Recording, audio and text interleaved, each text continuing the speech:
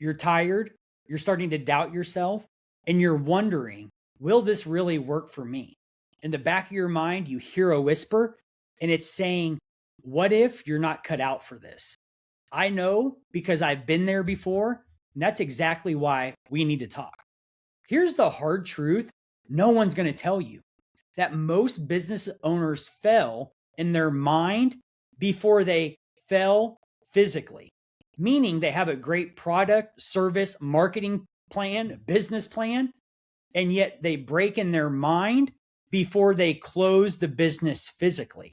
So today we're going to talk about the 3 key areas that I see so many entrepreneurs get stuck. And then we're going to talk about some tactical things that you could do in order to get unstuck and keep moving forward. Your business grows to the extent that you do. And in order to change your business, you have to change your thinking. But when you change your thinking, you could change your business and therefore change your life. So let's dive in and get started. Here's the first of the 3 stages that entrepreneurs get stuck in. The first one is this. It's the edge. The picture I would like to paint is imagine the person standing on the edge of the cliff. You probably have a business idea, and yet you've watched YouTube videos about it. You know what you need to do next, but because of fear, you haven't took that leap of faith to actually launch your business.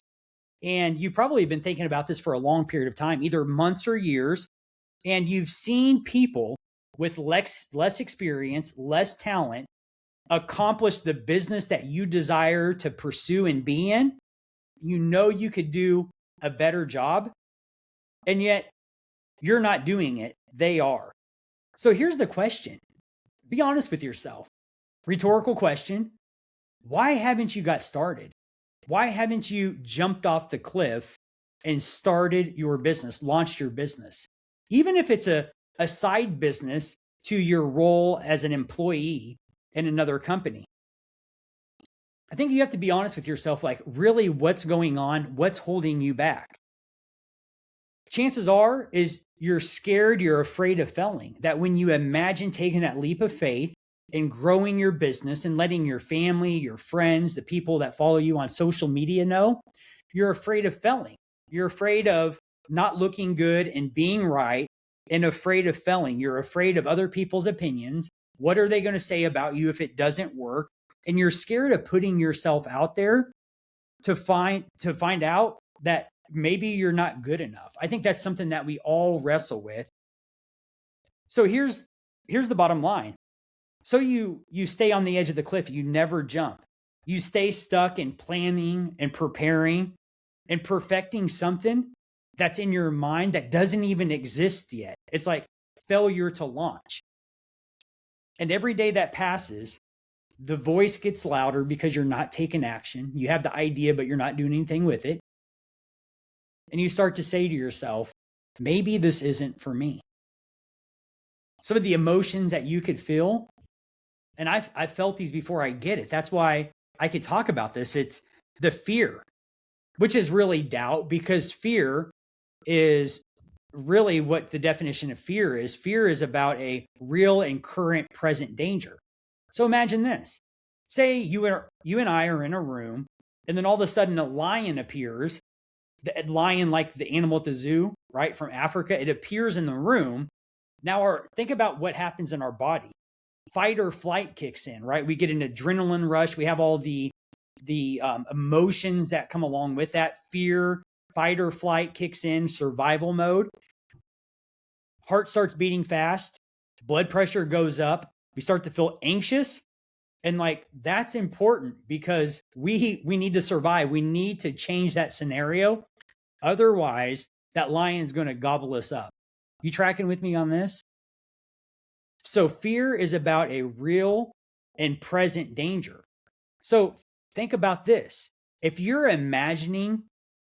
using your creative energy to imagine a future of what happens when you launch your business, you're playing that scenario out in your mind and it's not going well for you, meaning that you're paralyzed by the what ifs. What if it doesn't work? What if people make fun of me? What if people say things and all that?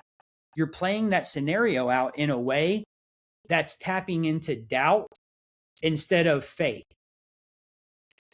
You're putting you're using your imagination to imagine a scene that doesn't serve you.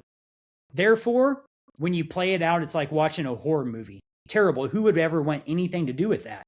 But what if you put all of that energy towards faith, meaning that you're envisioning a future outcome that serves you well, serves your clients well, and serves your family well? Like, what if you use your creative energy, your imagination, to play the scene out where it actually works out and you don't die? It's not the worst case scenario.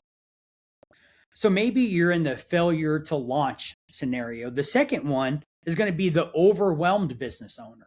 This person who they've launched their business, right? They've taken some action. They've jumped in, launching their side business or their business. Congratulations. Most people never do that. They never get to that point. But you're getting stuck because there's all of these little things to do, right? You have the follow-up, you have the marketing, you have the lead generation or client acquisition, you have the details of the contract, the marketing plan, you have all of the emails, you have all of the things going on. But maybe out of the thousands of things to do, there's about 3 of them that you're actually good at, and all the others drain you of your energy, and yet they're important, but maybe not the most important for you to be over to make sure they get done.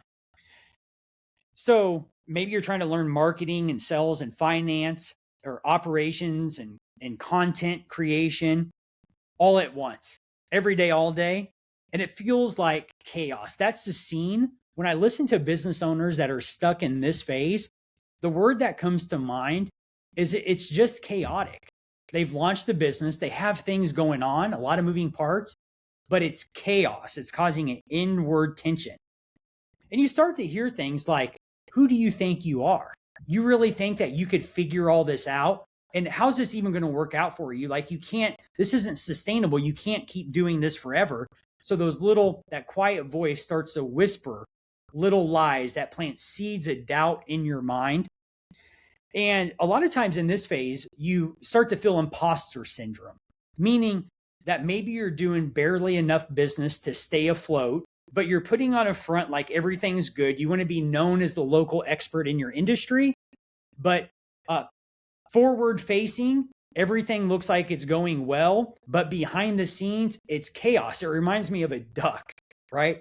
A duck, if you think about a duck in the water, its head is above water and its feathers, but underneath the water, it's not calm and cool collected like you see at the top of the water, where everything looks put together and organized and not chaotic. Underneath, you see its little feet going back and forth. And that's how you feel in this chaotic stage. You want to put on the front like everything's going well, so people trust you and choose to do business with you. But behind the scenes, it's pure chaos.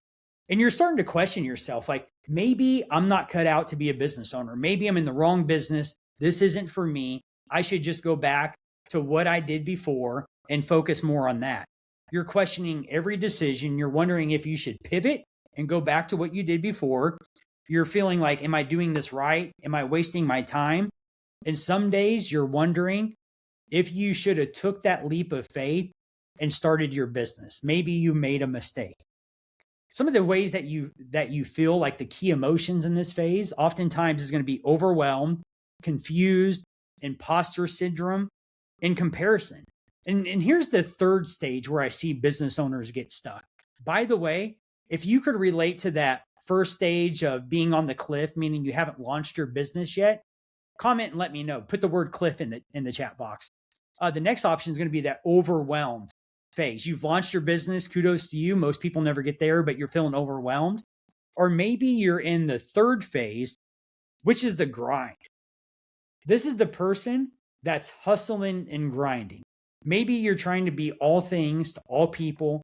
You're working more hours than you ever have before. You're doing what you think it takes in order to grow the business over time. And you've been at it for a while. The excitement of the new entrepreneurial venture has done wear off. wore off, and now reality is setting in. The excitement's gone. And now it just feels like hard work, unglamorous and relentless work. You're stuck in the grind. You've had some wins, but if you were being honest with yourself, you're more focused on your losses. The setbacks keep happening. You feel like you take one step forward and 3 steps back. As soon as you get dialed in with your social media content strategy, Google changes the algorithm, and like the things change and you're not sure what platform to be on. Do you post personal, business, both? How much of each? You just feel overwhelmed with all the changes and trying to keep up. Sure, you've signed some clients, and yet you've had some clients exit and choose the local competition, choose another business that's maybe a competitor. Maybe you've the first launch flopped and then you relaunched it and you've gained some traction, but you feel like something breaks and there's a setback every single week. You're tired. You're just physically worn out, mentally and emotionally. By the way, if you could relate to this third one as I describe it, and I promise you, we're going to get to some solutions. I know I'm putting a magnifying glass on how you may be feeling, depending on which 3 of these areas you may find yourself right now in this season of business. I'm curious, like, which one do you find yourself in right now? And we're going to get to the solutions, right? Because it's important that we don't just focus on the problems. We want to be focused on solutions. So I promise you, some practical solutions are right around the corner. So hang with me on this. So in the grind stage, that last phase, that phase number 3, the people around you may be getting frustrated.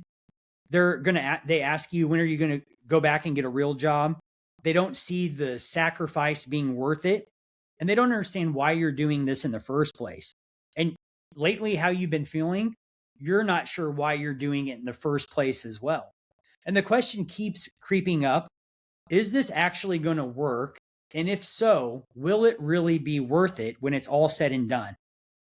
You're just about to the tipping point of giving up. The way that you feel is you feel exhausted, you feel tired physically and mentally, doubts creeping in, you feel lonely, you feel burnt out, and you're questioning your purpose, the purpose of the business, that is. So here's what I want you to do now. Be honest with yourself. What stage are you in? Are you in stage 1, the jumping off a cliff stage? That sounds terrible. Taking the leap of faith stage, right? That's what I mean by that. Number 2, are you in the chaotic phase? Number 3, are you deep in the grind? Which phase are you in? And then here's the mindset shifts. We're going to break down those 3 categories and the mindset shifts that's going to serve you well in order to make. So number 1, that first phase, if you find yourself in that stage 1, here it is. Ready is a lie. There is no perfect timing to launch your business. Confidence comes as a result of taking action. My coach Omar taught me that doing always leads to discovery. Doing leads to discovery, meaning that you're actually going to feel more confident and make progress in your business when you let go of the idea that you have to have it all figured out in order to launch. Ready is a lie. Confidence comes after action. The next important mindset shift for you to consider is failure is data, not destiny. If you try something and it doesn't work, it's feedback. That's all it is. It's feedback. You learn from that feedback and then you adjust it and then you give it another shot. Don't wait to have all of the answers. Don't wait to have everything perfect and polished. Do it messy. Do it messy. Just take action. Do it messy. And then done beats. Here's the other thing. Stop comparing.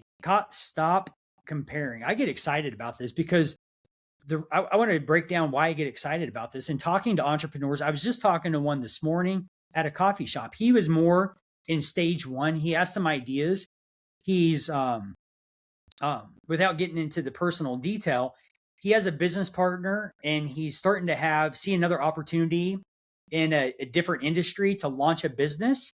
And yet he's been thinking about it for a while now, over a year. So clearly he's in that first phase, right? And yet he's afraid of failing. He's afraid of the cost of inaction versus failure. What I want to say on that one, regret is heavier. So part of what I intended to communicate to the gentleman this morning, like, we always assume that we have all of this time left on the clock of our life, meaning that today we're here, tonight we'll go back to sleep, and then we wake up tomorrow and we have another shot. Well, what's absolutely true for each one of us is that our days are numbered. Our days are numbered. And time is limited. Each one of us have a limited amount of time. So if what you're thinking is that you'll just put your business off to someday in the future, eventually you're going to run out of days in your future. So now, like, when it's all said and done, do you want to choose to live in regret, wondering what if? What would have changed in your family tree? How could you have made a difference in your family and served others? What would have happened if you would have been bold and took that leap of faith? So part of that mindset shift that needs to happen in that stage 1 phase is realizing, are you going to position yourself to say, I'm glad I did, or I wish I had? Here's the worst case scenario. Like, let's play it out.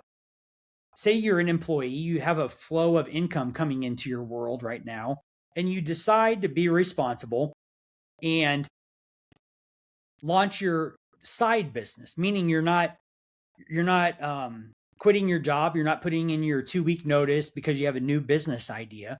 No, you keep that as a steady stream of income, and then you launch your business. I hate to use the word side hustle, but that's what people often refer this to. It's having a side hustle, a side business that you do maybe on a part-time basis, meaning that you do it after hours, and you start to build your business on the side. By the way, in my opinion, that's how I started. And one of the mistakes I see so many new business owners make is they see the potential. They know that they're passionate about that new business, and they immediately want to derail their world financially, meaning quit their job without having a steady stream of income, without having 6 to 12 months of savings or whatever your number would be. Like, be responsible, right? Don't put excess pressure on yourself financially by quitting your job in an irresponsible way. Timing's important in life. So what if you launch your business and keep your current role that you have, being an employee of the company? Here's the question that I think you need to ask yourself, and be real with yourself about this. What's the real fear or the real concern you have holding you back from launching your business? That's a question to chew on and meditate on for a while. Like, actually process that, spend a day, a weekend, maybe even a week. Dissect that one and write down all of your concerns, and then go back and read them and see what you learn from that. The second phase is going to be the mindset shift for the stage number 2. That's going to be the overwhelmed business owner, right? The one that launched their business. Here's something that's going to be helpful for you to know. The chaos is normal. You want to go and create chaos, meaning a lot of times what that looks like for a business owner is you go get a handful of clients and you make a mess. So you create some chaos. Like, you want all the moving parts. You want the chaos in your business, but you implement systems and models to bring that chaos into order. And as the business grows, you implement the systems and models. And then also, that can also create an opportunity to build a bench of talent, meaning that there's people that you've identified that you would like to go in business with. That when you're in a position to make a hire, that a lot of times in business, the first hire is going to be some type of administrative help, right? So I have my oldest daughter, Shaylee, who's my executive assistant. So everything with the podcast and uploading and getting it on Red Circle so it goes out to Spotify and Apple Podcast and YouTube and all the platforms, Like, I don't actually do that in this season of my life. My oldest daughter, Shaylee, who's 20 and in college to be a family counselor, does that in between classes. And it's a win. She's helping me in her business. Her and I have conversation around this. We strategize for business. And then also in my real estate business, she oversees my database. So if you're in my database and you're one of my clients, you know that I send out a monthly newsletter that goes out in the physical mail, the snail mail, right? It's like clockwork. It always gets sent out. Every Monday, you get my motivational update email, my newsletter. Point is my daughter, she oversees those aspects of my business. And point is that one of the ways that you bring the chaos into order is going to be a system and model to follow and to implement, and then leverage success through others. Be thinking about, even right now, if you're a solopreneur doing everything yourself, who's your next hire going to be? Is there a person that comes to mind that you would consider hiring, maybe even part-time, when the opportunity is right? It's how we bring that chaos into order. So the main thing I want to emphasize in this season of our life, like, you don't want that. It's actually a good thing. Here's the mindset shift. It's a good thing to have that chaos, just bring it into order. Chaos is normal. You're not doing it wrong. The other thing is done beats perfect. I say done is fun. And I know I said this a little bit ago, but like, do it messy, meaning you figure it out as you go. And stop comparing. The temptation is to compare the behind the scenes curtain of your life and your business to what we see on YouTube and social media, where it looks like everything is just perfect and so put together. That's not reality. It's always chaos behind the scenes. I remember working at McDonald's when I was about 15. My grandpa helped me get a job there. And I remember my perception of McDonald's forever changed after working there. Think about it for you. Think about a company that you've worked with before that maybe you experienced before you were an employee, meaning you went into the company, maybe you sat down, you had food there, you bought their product or service. And then now think about the perspective that you have after working there. Isn't it like day and night different? Here's my point. It's always more chaotic behind the scenes than it is for the front facing of the public. And so stop comparing. Comparison is the thief of joy. You've probably heard that before. It's a waste of time. Don't compare your insides to other people's outsides. It's going to drain you of the energy required to do what you need to do to bring the chaos into order and to move your business forward. Here's the one question I want you to ask yourself if you're in that second stage or phase of your business. What's one thing that you're avoiding? What's the one thing that you're avoiding? Side note, business owners, one of my favorite books when it comes to focus and activity management, because time is a limited resource. One of my favorite books is by a gentleman named Gary Keller, and he wrote a book called The One Thing. And it's the focusing question. What's the one thing that you could do, such by doing, makes everything else easier or unnecessary? It's the focusing question. So here's the question to recap it. What's the one thing that you're avoiding? Write it out. Once you write the one thing, I want you to think about, why are you avoiding that? And what would be possible if you didn't avoid that anymore? What if you put a system in place? What if you what if you found a model to follow, meaning somebody that's done that before, and now you could figure out what they did in that scenario and then go and do that. Success leaves clues. Failure leaves clues. But others have lived before us. Others have gone before us. We can learn from each other. So what's the one thing that you're avoiding? Who's done that well? What can you learn from them? What's the system or model that you could implement that you learned from someone else? You don't have to reinvent the wheel, meaning figure everything out yourself. Here's the last one. So if you find yourself in that last stage 3, for those that are grinding out there, hustling and grinding, this is the messy middle. But here's the good news. It's where winners are made. You want that chaos like we just talked about going on in that second stage. Stage number 3, it's the same thing. There's all of the um, messy middles where winners are made. But here's the reality: it's where 90%, 9 out of 10 people call it quits. They don't bring the chaos into order. And here's what you need to realize: the setbacks are actually the setups. Here's the question you need to ask yourself: what is this teaching me? Because until you learn the lesson, you do not get to move forward. Another thing is, in this stage, it's important that you protect your energy. If you don't have a plan for your time, I promise you, someone else will always have an idea of what they think you should be doing with your time. And it's probably going to better serve them and not better serve you, your clients, and your family. So, what is your, protect your energy and just know that rest isn't weakness. Rest is not weakness.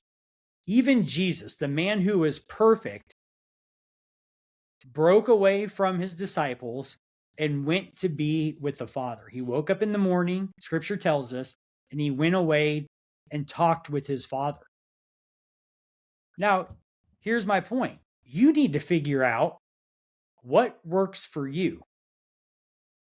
No one else is your standard for rest, meaning what works for someone else doesn't mean that it'll work for you just because it works for them. You have to go on the journey of figuring out what causes you to feel rest, like my buddy David Higginbotham talks about all the time, soul level rest, meaning what refreshes you on a soul level. You need to go on the journey of figuring that out. For me, one of the things I like to do is I like to get out in nature. Sometimes this looks like going for a walk. Yesterday, I went on a real nice and easy, crazy slow, steady pace, a real easy 3-mile jog. I realize that's not for everybody. My point isn't to jog or go on a walk. My point is you need to figure out what refreshes you on a soul level. I like to get away from this thing, put it on do not disturb, and see what's going on in my mind. Then pay attention to that. So you need to figure out what refreshes you. Sometimes this could look like a friendship, right? Some people get recharged or refreshed by being alone. Like if you're a introvert, usually introverts, the person that's more quiet and reserved, they get their energy from being alone. Somebody that's more extroverted, they get their energy from like the bigger the party, the more the merrier type of approach. You need to figure out how you're wired and what works for you and what causes you to feel a sense of rest, because protecting your energy is mission critical at this stage. The question is, what's making you question everything? And then write it out. What the reason I keep emphasizing writing out, it's how we Stephen King said this in his book. His book is called On Writing. Interesting book. I've seen some of his movies. Kind of a strange, different dude, judging by his content, but his point is valid in this book. He says something like, writing is thinking in its highest form. I'm going to say it again. Writing is thinking at its highest form. Meaning that when you force yourself to take an idea, grab a pen and paper, and actually write it out, now you have to finish your sentence. You have to finish your thought, put a period at the end of it. It's going to help you get more clear about how you feel and what's going on the inside of you versus having all of these loose thoughts just rolling around in your mind that you never really finish, that you never really write down and get clear on. So that's why I'm emphasizing write this out. Write it out. So which one are you struggling with the most? So here's some practical tools for you to consider that's applicable in all three of these phases. It's the 5-second rule. I believe it's Mel Robbins, that it's 5, 4, 3, 2, 1, go. There's a tendency for all of us to procrastinate, to not do what we know we need to do. And so a way to hack yourself is to do what Mel Robbins talks about in her 5-second rule book, is to go 5, 4, 3, 2, 1, go. It works waking up in the morning. You ever just wake up and you like, especially when it's chilly outside and you're warm, cuddled up next to your spouse or whatever. Like, you do not want to get out of bed, is my point. I think we all felt that way. And one of the ways that we can force ourselves to get out of bed or to jump in that pool early in the morning is to go 5, 4, 3, 2, 1, and then just get up. Make yourself do it. So consider that. A reframe is this. You could reframe whatever that scenario is, meaning you find a different way of looking at it. So a question that I'll ask you as a coach is, what else could that mean? What's a different perspective? What's an alternative perspective? How might someone else see this situation or this challenge differently? It's reframing it. And then there's the figure out a morning routine. I mentioned earlier, success leaves clues. I realize everybody's different. Some people are night owls. I have a client that he loves working night shift. It's his jam. It's what works for him. He's been doing it year after year, and he loves it. God bless him. Good for him. Keep doing that as long as it works. And you want to figure out what works for you, in particular for a morning rhythm. With success leaving clues, I think about the book Miracle Morning. I think the book of Stephen Covey's 7 Habits of Highly Effective People.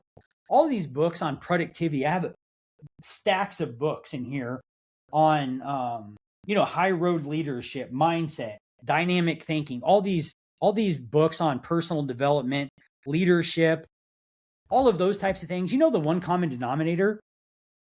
People that are successful have a designated rhythm in the morning that's their non-negotiable that sets them up for success. Sometimes it's reading, praying, journaling.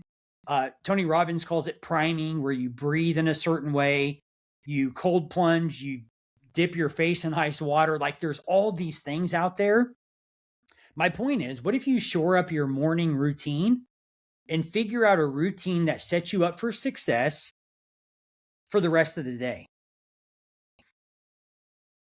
So the morning, and I want you to ask yourself, out of the 5-second rule, the reframing, and out of the morning routine or morning priming, like Tony Robbins calls it, which one of those tools, if those were 3 tools in your tool belt, which one would be the most helpful for you to engage with this week?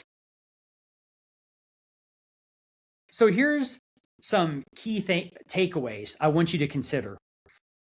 Your business is going to mirror your mindset. You change your thinking, you will change your world.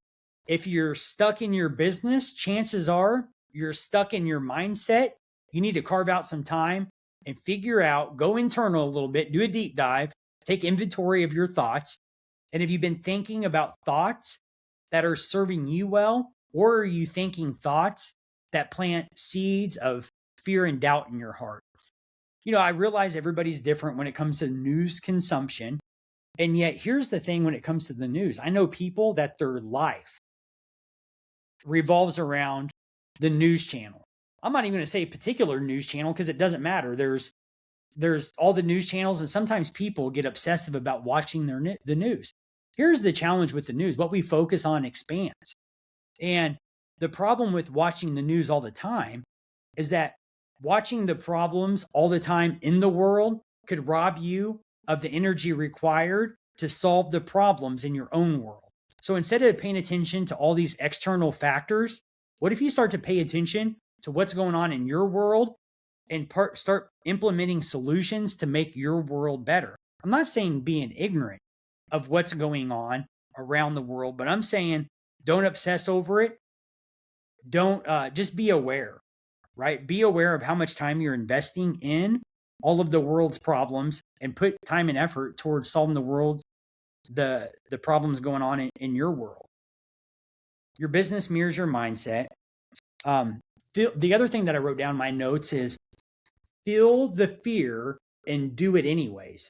That fear, the truth is, it never goes away. There's always an aspect of doubt, self-doubt, using your imagination to play the scene out and it's not going well. That happens for all of us, no matter how long you've been a business owner. I've been a business owner 19 years at this point, and I promise you, I still have seasons or moments of doubt. I think the thing that's changed is number one, I'm more aware now. Number two is I can identify that as fear or doubt and pivot quickly. I don't stay camped out there too long. So feel the fear, do it anyways. And a winner is simply one who doesn't quit. So as long as you don't quit in life, you're a winner, right? Remember, your identity does not come as a result of your business achievements. I don't care how big and how great your business is. I hope and I trust that you have an identity that's rooted and grounded in Christ more than your external wins and the plaques on your wall. Yes, congratulations if you have plaques on the wall. I have some. They're in a box in the garage, and a lot of them I've thrown away. That's not my point. My point is, please do not have your identity based on external results. Have an identity rooted and grounded in your faith and trust. And I'm a follower of Jesus. So next is going to be feel the fear, do it anyways. Winner is one who doesn't quit. The other thing is you're stronger than you think. I'm going to end on this one. By the way, if you've hung in here this long and you've got to this point, will you do me a favor? Will you share your one takeaway as a result of your time invested today? I trust that there's at least one thing that you could put a star by in your notes and take action on that will actually be something helpful that you can implement right away in your business and your life. And thank you for tuning in. Hit that subscribe button. And this last one is this: you're stronger than you think. Think about everything that you've been through in your life. Think about when you arrived here on planet Earth, you couldn't walk, you couldn't talk, you were completely dependent on your mother and or father. You completely depended on them and your life was in their hands. Then somewhere along the way, within the first year or two, you learned to walk. Then you learn to talk, you learn to feed yourself, you learn that this is your right hand, this is your left hand, you learn to tie your shoes. Think about everything that you've already learned throughout your life. And surely if you can learn all of that, I think it's safe to say that you're stronger than you think. You've been through hard things before. You've been through challenging things before. And congratulations, you didn't die. You might have came close. And yet here we both are. You're resilient. You're tenacious. I believe if you're watching this video, you're interested in business and you probably have a business, or you're thinking about starting a business, you're bold. You're stronger than you think. And thank you for tuning in today. We'll see you on next week's episode.